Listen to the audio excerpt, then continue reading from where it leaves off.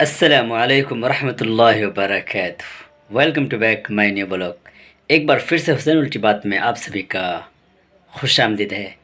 محترم ناظرین، آج رمضان کا نواں روزہ اور نواں سحری آپ تمام احباب کو مبارک ہو۔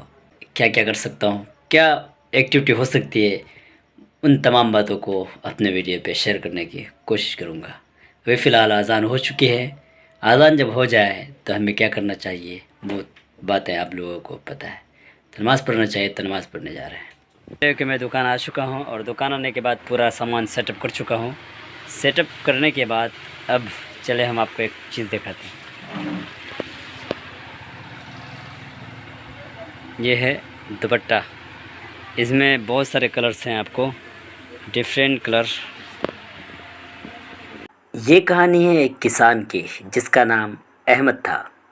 اس کے 3 بیٹے تھے اور سب خوشی سے رہتے تھے، مگر احمد کو ایک بات کی فکر رہتی تھی کہ اس کے تینوں بیٹے بہت سست اور کاہل تھے۔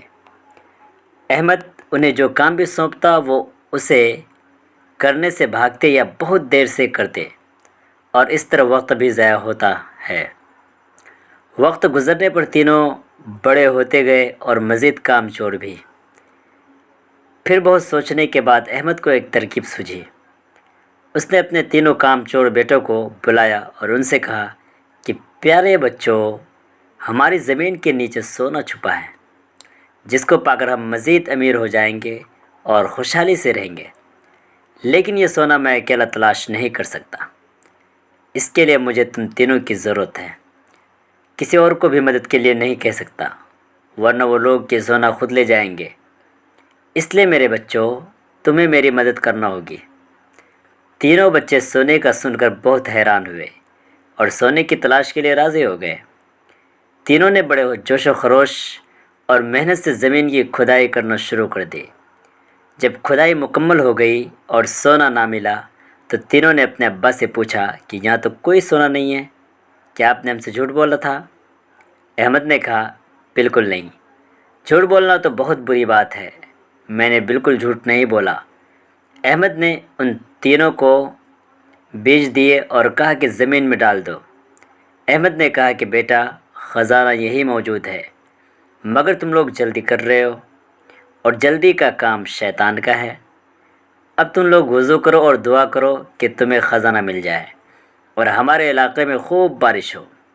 تینوں نے ایسا ہی کیا اور ان کی دعا بھی قبول ہوئی اور خوب بارش ہوئی، اور کچھ ہی دن میں زمین سے پودے اگنا شروع ہو گئے۔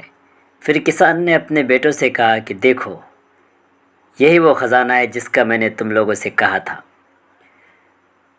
جب کوئی شخص محنت کرتا ہے تو اسے اس کا پھل ضرور ملتا ہے۔ تینوں لڑکے اپنے ہاتھ سے لگائے پودوں کو بڑھتا دیکھ کر بہت خوش ہوئے اور اپنے بابا جان کے گلے لگ گئے اور کہنے لگے کہ ہم آئندہ سے ہمیشہ آپ کی مدد کریں گے اور اپنے پودوں کی بھی حفاظت کریں گے، جسے کسان سن کر بہت خوش ہوا اور سب مل جل کر کام کرنے لگے۔ تو محترم ناظرین، اس کہانی سے ہمیں سبق ملتا ہے کہ ہمیں ایک دوسرے کا خیال رکھنا چاہیے اور کام میں دوسروں کی مدد بھی کرنی چاہیے۔ محنت سے کیے کام کی بہت برکت ہوتی ہے۔ کہانی کیسی لگی؟ اگر اچھی لگی تو لائک، کمنٹ، سبسکرائب ضرور کریں تاکہ آنے والی ویڈیوز آپ تک پہنچتے رہیں۔ اللہ حافظ۔